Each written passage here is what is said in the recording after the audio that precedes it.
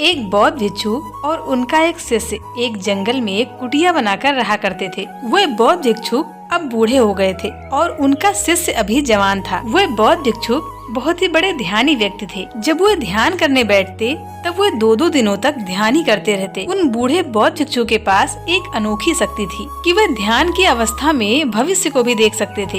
एक दिन जब वह ध्यान कर रहे थे तब उन्होंने देखा कि आज के 8वें दिन उनके उस युवा शिष्य की मृत्यु हो जाएगी। ध्यान के पश्चात उन्होंने अपने उस शिष्य को अपने पास बुलाया और कहा, अगले 7 दिनों की मैं तुम्हें छुट्टी देता हूँ।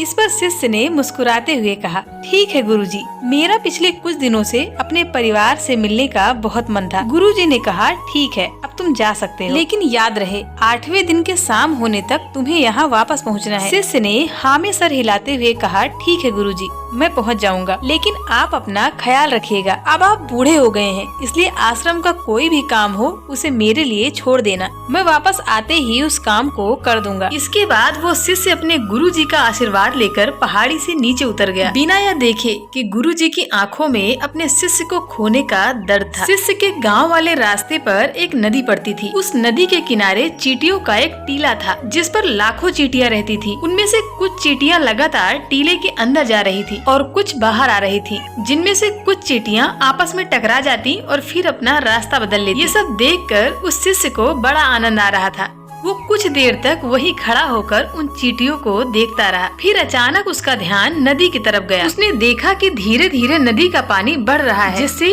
उठने वाली लहरें चींटियों के टीले तक पहुंच सकती हैं, जिसकी वजह से ये लाखों चींटियां बेवजह मारी जाएंगी। ये सोचकर उसने तुरंत अपने ऊपर वाले कपड़े को उतार दिया और उस कपड़े में मिट्टी भरकर चींटियों के चारों तरफ एक घेरा सा बना दिया। और साथ ही उसने बड़े ही कलात्मक तरीके से मिट्टी को काट कर एक छोटी सी नाली बना दी, ताकि लहरों से आने वाला पानी नाली के माध्यम से नदी में चला जाए। इसके बाद वह नदी पार करके अपने घर चला गया। घर पहुंचने पर उसके 8 दिन कब बीत गए उसे पता ही नहीं चला। 8वें दिन उसे याद आया कि गुरुजी ने आज शाम तक आश्रम में वापस लौटने का आदेश दिया है। उसने उस शाम को ही अगली सुबह आश्रम निकलने के लिए सारी तैयारी कर ली थी। सुबह होते ही वो आश्रम के लिए निकल पड़ा। उसे उम्मीद थी कि शाम होने से पहले वो आश्रम पहुंच जाएगा। शाम हो चुकी थी। यहाँ गुरुजी आश्रम में बैठे बैठे ये सोच रहे थे कि आज तो 9वां दिन है, अब तक मेरा शिष्य इस दुनिया को छोड़ चुका होगा। वो इस बात से बहुत दुखी थे कि मरने से पहले आखिरी बार वह अपने शिष्य को देख न सके। गुरुजी ये सब बैठकर सोच ही रहे थे कि उन्हें एक इंसान दूर से